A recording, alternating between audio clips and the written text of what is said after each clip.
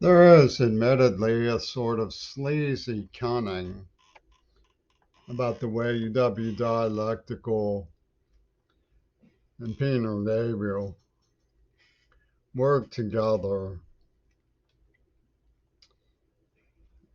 and are willing to sacrifice school children.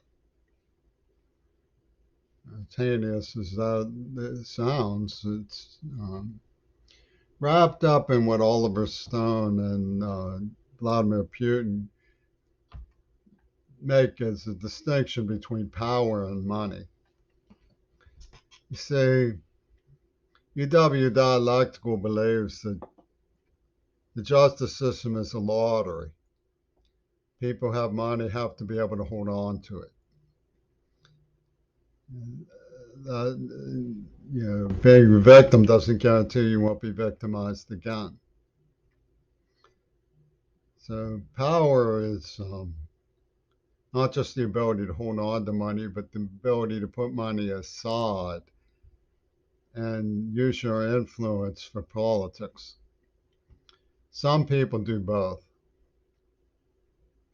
with diabolical lethality.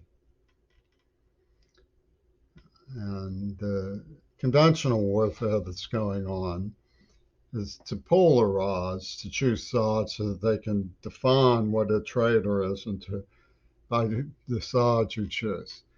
What they don't allow is discussion of our history.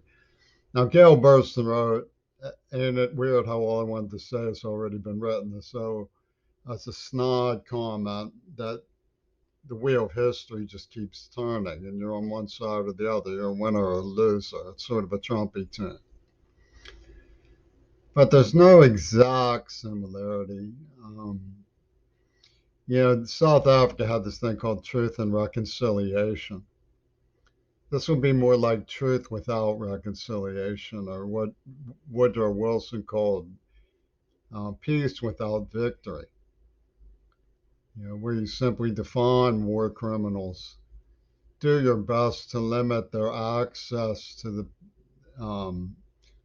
weapons and laboratories that allow them to pull these things off, and start using social awareness to identify and ostracize them from polite company. But unfortunately, the media is playing a disingenuous game of circuitry,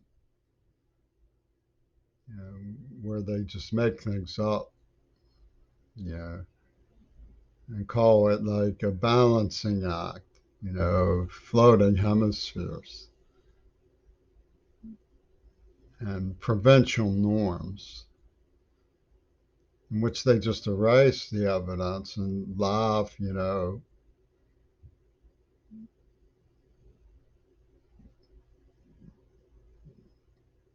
I mean, I could give you some examples of the things that were done to me. For example, I was deafened in cold blood, and the people who did it took credit for deafening me. They made no secret of it.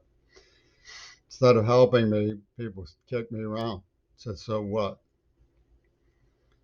Made sickening, invasive movies of my privacy and stuff.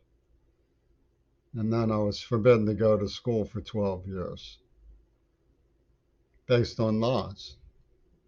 I was hit in the face, and it upset me.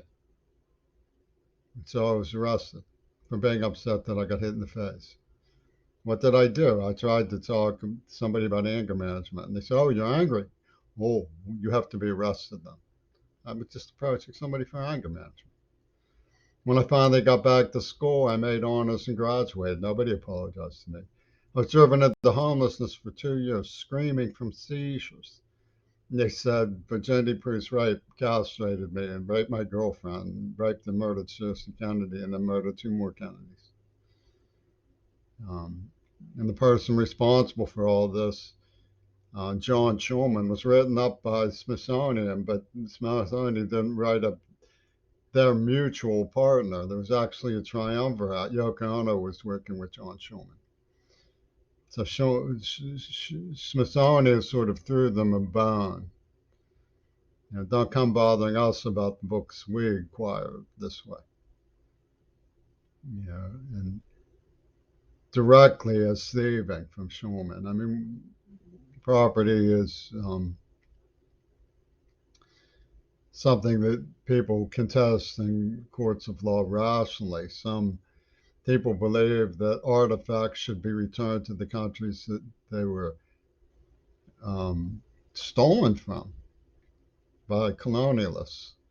And those issues can be resolved in court, but this is taking neo-colonialism for new thieving.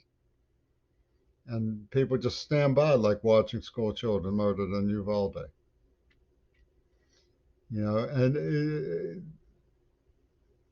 bar none, it's the most contemptuous thing administration has ever heaped on the premises of our society. Barring somebody without any scruples who you purposefully deafened from school while murdering bystanders is justice? In what way is that justice? And they come in and snivel that it's Ringo Starr, so justice doesn't figure. Whatever.